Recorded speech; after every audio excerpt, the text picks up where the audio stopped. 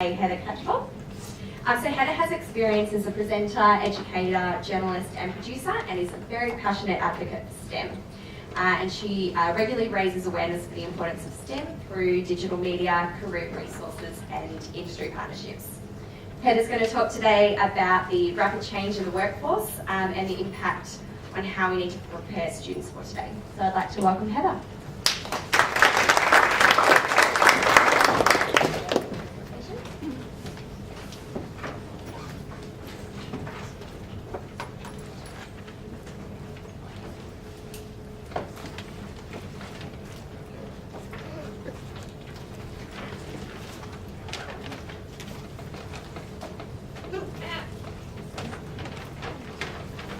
Hey, welcome to Google.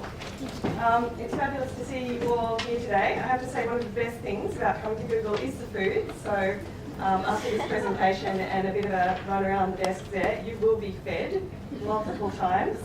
It's a wonderful place to be and a wonderful place to work. And I'd like to congratulate you all on coming here and being extremely proactive, obviously in your school, in bringing STEM to school. You might have heard on the news last night there was a report from the Foundation of Young Australians about the changing nature of work, which was so super well timed for me, because that's really what we've been talking about at Refraction Media as well, and just the enormous challenge that we have as parents and as teachers and as educators in preparing the next generation for that future of work.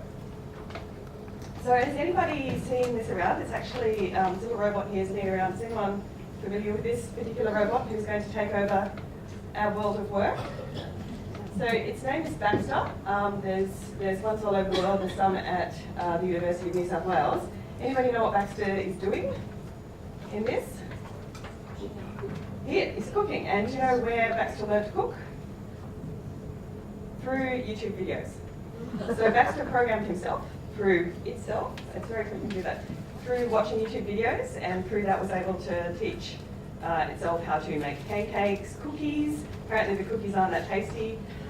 But it's just, a bit of an example of where we're at in terms of, the singularity, the rise of artificial intelligence and machine learning. And one of the things that I heard Liz Jabal, I'm going to attempt her last name. She's director of Data 61, which is the CSIRO's, big sort of innovative ICT group. And one of the things that she said just a couple of days ago was that this is a tectonic change, and she actually compared it to the Cambrian evolution. So she's saying that this is how rapid and transformative this career shift is going to be. It's like the evolution of life itself. It's a massive diversification of work that we really need to prepare the next generation for. So if we look at Baxter, what would the careers of the future be in preparing Baxter to take over cooking in hospitals? It'd be someone making YouTube videos sitting at home with their home computer, right? So there's digital skills, but there's also unexpected skills that we might experience. This is Shanae Estehubian. She is a TAFE graduate. She taught herself. She came over from Africa when she was 16 years old, learned English. Her family came from an area where there was a lot of violence and a lot of poverty. She slept on a mattress for the first couple of years when she came, and she came from a really small town in Africa. Canberra is actually the biggest city that she's ever lived in. And she came through the schooling system here, loved fashion, and started work in fashion. She's created this 3D printed dress there. It's made up of 130 3D printed butterflies, each one of which took 5.5 hours to print. And she taught herself CAD. Does anyone use CAD?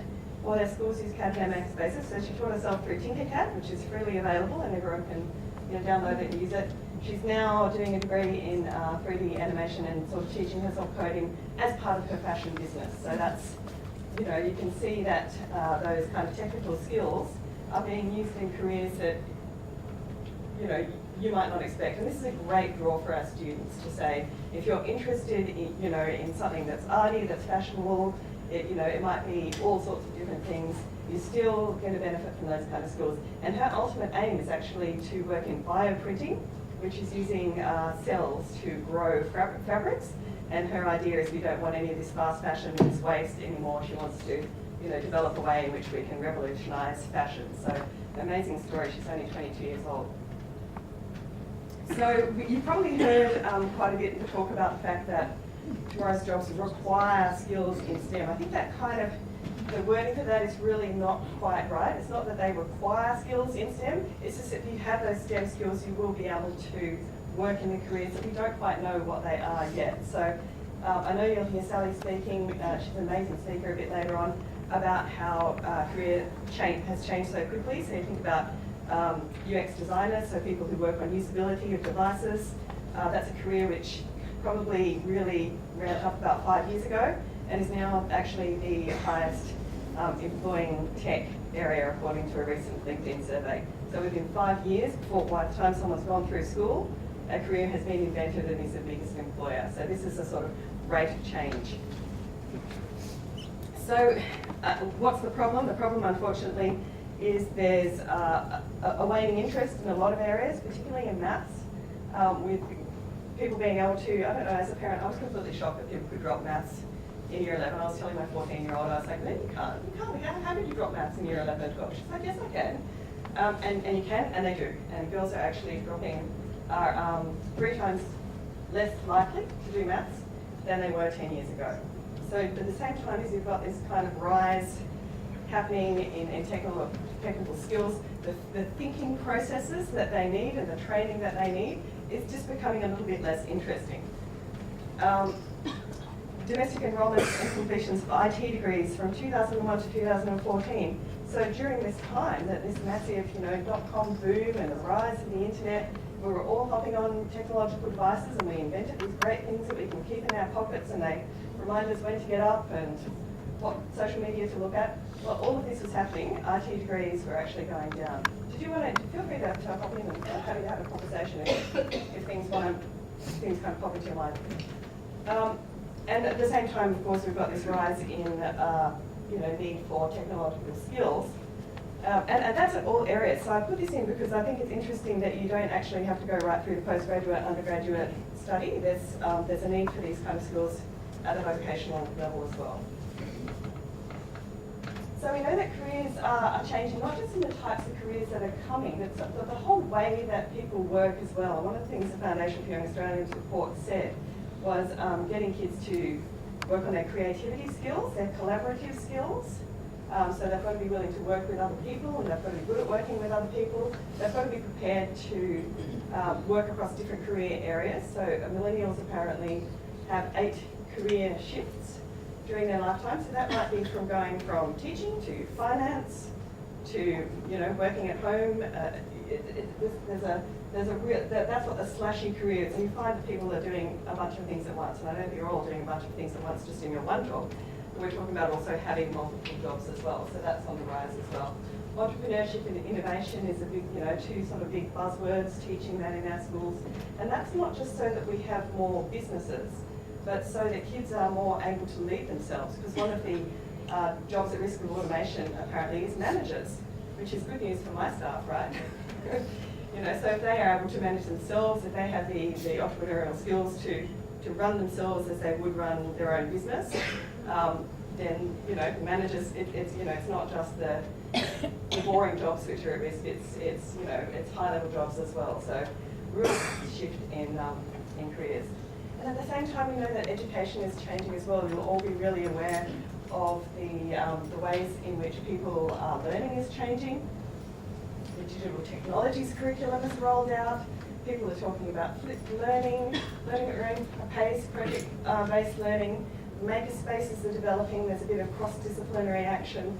There's a lot going on in that education space, and so there's a big challenge to kind of be on top of this and to be on top of those changing careers as well. Some places education is not changing. I think schools are very different like that. So these just to kind of sum up, we've got future careers changing. We've got education challenges, we've got declining enrolments, and we've got a future economy which has got a great demand for new, different skills that we don't necessarily know what they are and where they're coming from. The other thing that we have is a massive stereotype. So this is kind of my parents actually in the 1960s. This is very much what they looked like. They were both academics and taught maths and they worked on computers like this, and I thought I was one of the first kids to have a computer like this, and I thought it was fabulous. But that attitude around what ICT means is really still pretty prevalent.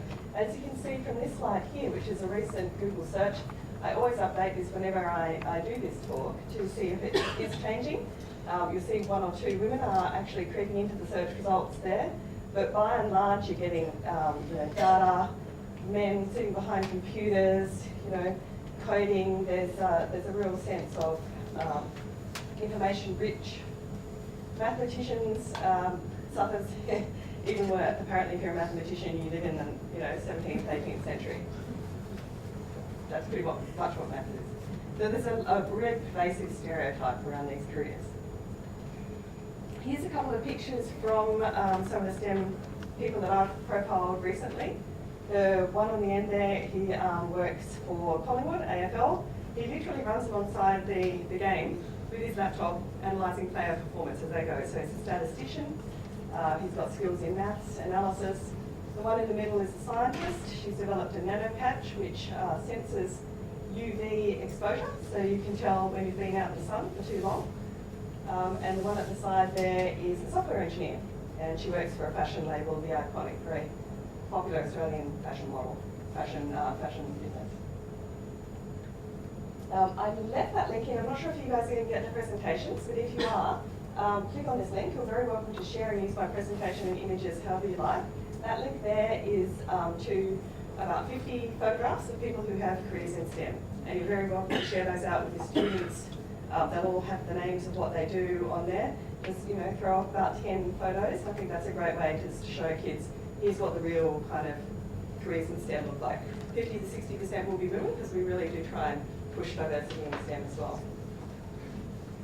And here's what we find when we profile all of these people in STEM, that 61% of tech careers are in non-tech fields. They're in finance, they might be in the lab, they might be working out in agriculture. They're not necessarily sitting behind a desk doing information-rich careers. So how we talk about this is through STEM plus X, just because we need another acronym, right? We've got STEAM, we've got STEM, we've got all of these kind of things. What we talk about is STEM plus X, where X is about the students. So X is about what they want to do, what their goals are, what their passion is. Like Charlie was interested in fashion, so she's combining tech skills and science skills with her fashion business. So it's about looking at what they're interested in. That photo in the middle is the Stanford Laptop Orchestra. Has anybody ever seen that? So it's an entire orchestra that tours around the US and they just play on their iPads. It's fabulous. There's some great YouTube videos of that.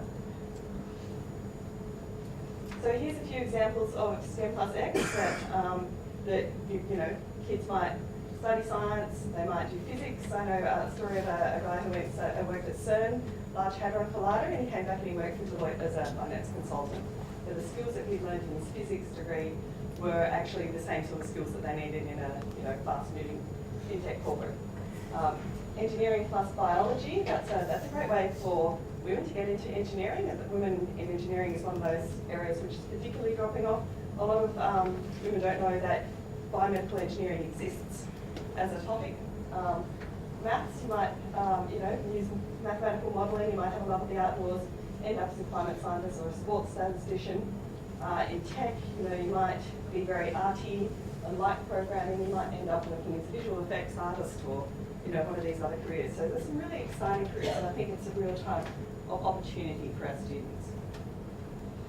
So what we do is we create the magazines that you see on the table, careers with code, careers with maths, engineering, and science. You can follow us on Facebook, and we post all of those photos of people who have those current careers. There's our magazines, they're all completely free.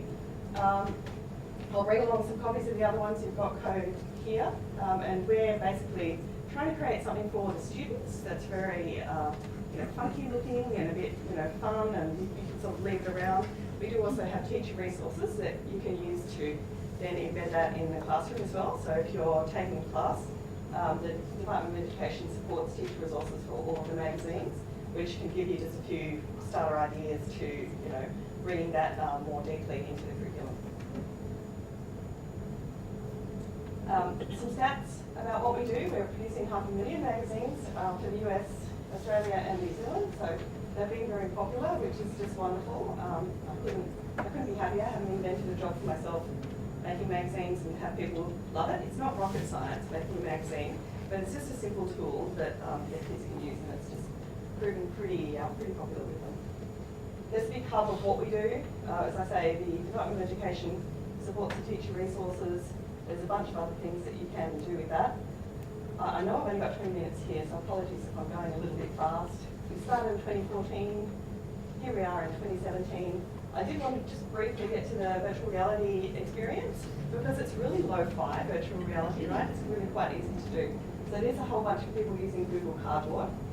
If you have a makerspace, you can print out the Google Cardboard and make it themselves, and they just stick their phone in it, right? So it's very lo-fi virtual reality.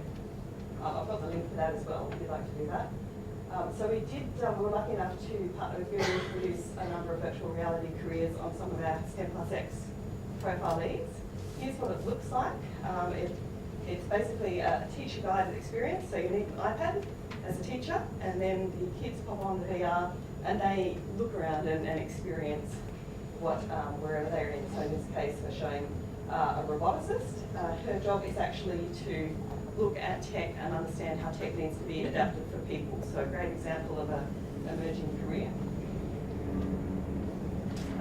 We do it because there's new role models. They're showing real world scenes. It's focused on pathways. So we tried to pick people who had a challenge in getting to where they were today. They might have come from a regional area. They might have had barriers to study. They might have gone through vocational study and then into tertiary study, so they've got a bit of diversity in their pathways. And it's just another way to kind of integrate the magazines into a virtual experience.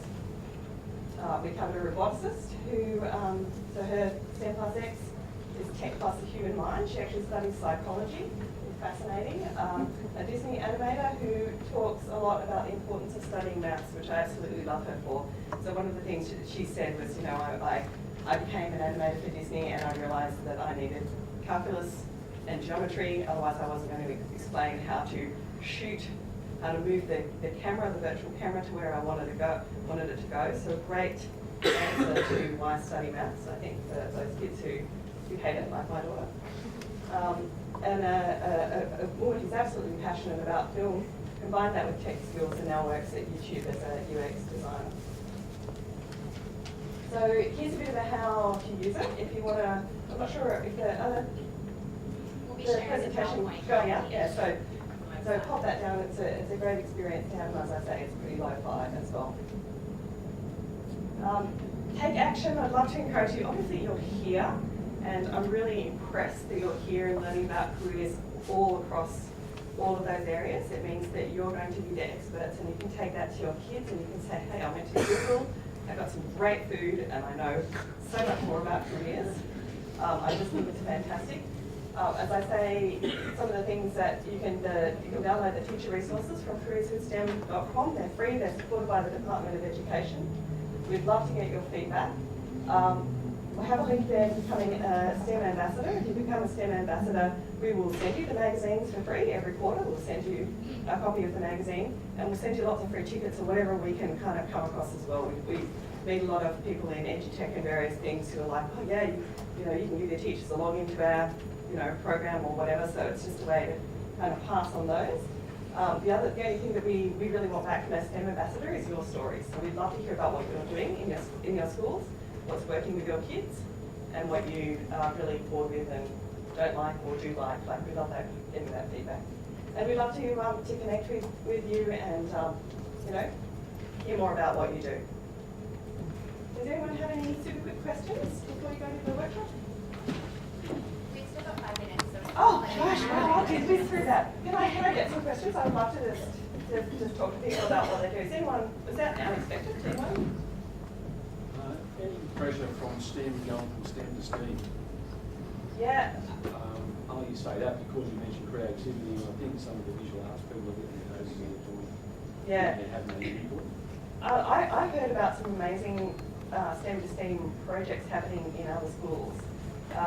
We kind of think, that for us, X could be art, it could be, humanities, arts, it could be anything. I think the more team teaching that you can do, the more that you can bring in arts teachers to understanding that this is just going to enhance everything that they do as well. I think I think project-based learning, programs like iSTEM, does anybody know iSTEM? It's started in the Hunter Valley and it's in about 180 schools now. And they have tools that will help you develop team teaching, cross-disciplinary STEM programs in your school. And you can do as little or as much as you like. I highly recommend looking it up.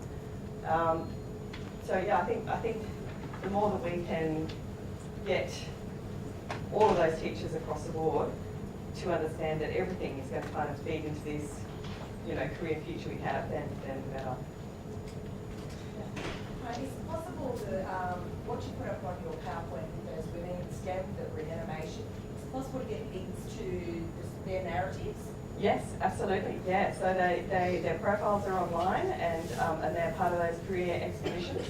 And I will literally email that to you if you want to. Yeah. It would be great to sort of promote. Yep.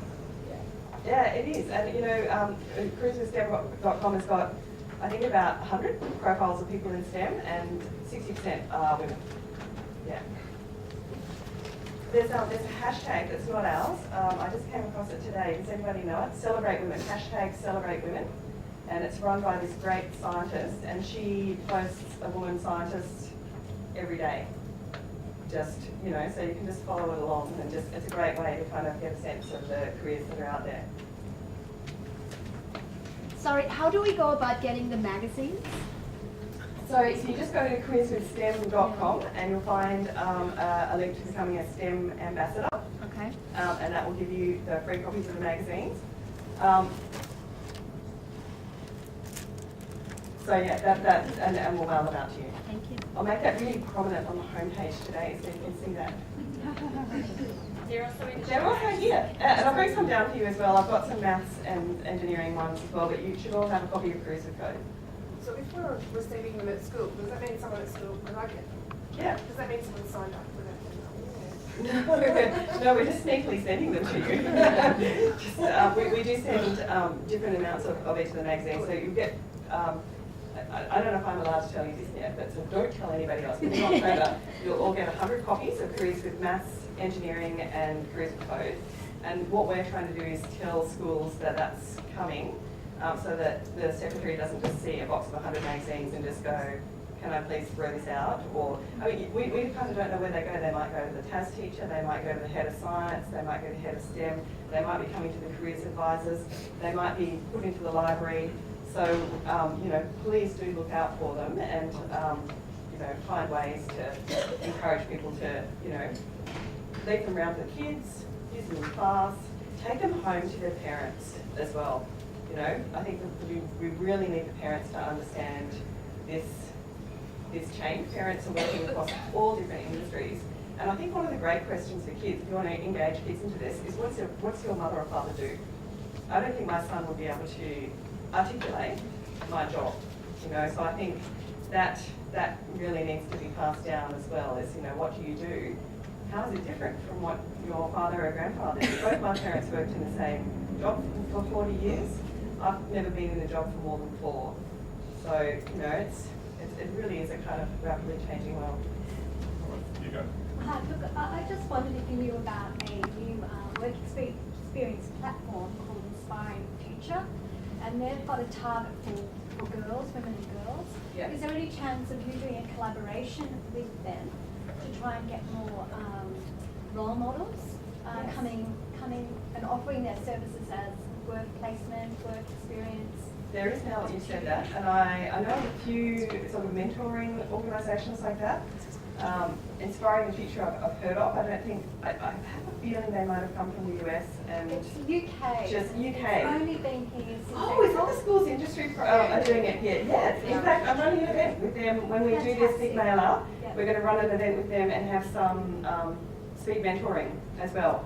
So yes, absolutely, that's happening. We work with super small organisations, so I've met the woman there, and she's like, I'm trying to run a national school student mentoring program. Like, great, let's do that. So that's great that you've heard of that. I'll let her know. Well, we're going to be offering a girls' evening, Yeah. and we'd love to get some people that doing really well in STEM women Yeah. to come to our school, and we're inviting other schools to be Yes. a part of that program. And Google Women should be part of that too. Absolutely. Right?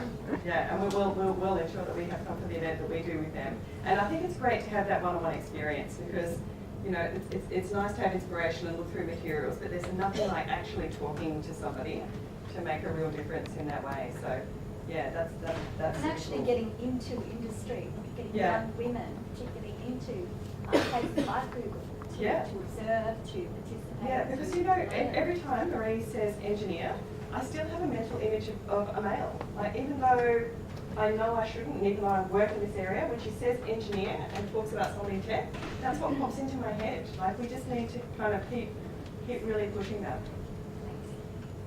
You speak of mental images. One of your slides mentioned low tech or non-tech industries, and one was agriculture. Yeah. I come from Tamworth. And you're going to tell me that agriculture is a tech industry, right? Absolutely. Yeah. I would imagine most here from Sydney, without stereotyping, would not necessarily know how much tech there is in agriculture these days. But Yeah. I'm interested in your opinion. How long before that stereotype will change before people realise it is a tech industry? You know, I think it's one of these areas where regional Australia is going to lead the rest of Australia. It's only going to happen when, you know, people in Melbourne and Sydney are exposed to the careers that are happening there. I think if you ask someone in regional Australia, is there tech in agriculture, they would say yes, of course there is. Have you seen the hashtag? I think it's ag tech. There's like a chat between farmers who are basically using tech and finding out what works, and it's going to be informal Twitter chat. So something like that, if you want to talk about tech careers with your students, just say, look, just go follow this hashtag for a while and have a bit of sense of that. I was involved in a pilot last Saturday with Cisco. They sent about 20 IT engineers up to Armidale at the UNE Smart Farm, and that project will expand next year. Yeah. But tech is well and truly alive. And the universities know this. The universities are all teaching, you know, deep science, deep tech, agribusiness. You know, there's just talk about a fantastic cross-disciplinary career area. One of the people I'm profiling for the next issue of the magazine, he runs his farm in South Australia. He works in defence as well, and for the reserves, and he's running a tech business connecting people in rural areas. It's called the Rural Job Network. So he's created his own startup business. So he's got startup, he's got tech, he's running his family farm. He probably runs his farm from his mobile He does. phone. Yeah. Using They've sensors, just drones, changed cameras and all sorts of from things. cropping to grazing, I think, and so he's using a lot of data to make that. Like that's a massive decision. It's a GPS huge farm. controlled tractors you can run from your living room. Yep. Yep. Yeah. Anyway. Brilliant. I think we have to leave it there. All right. Thanks.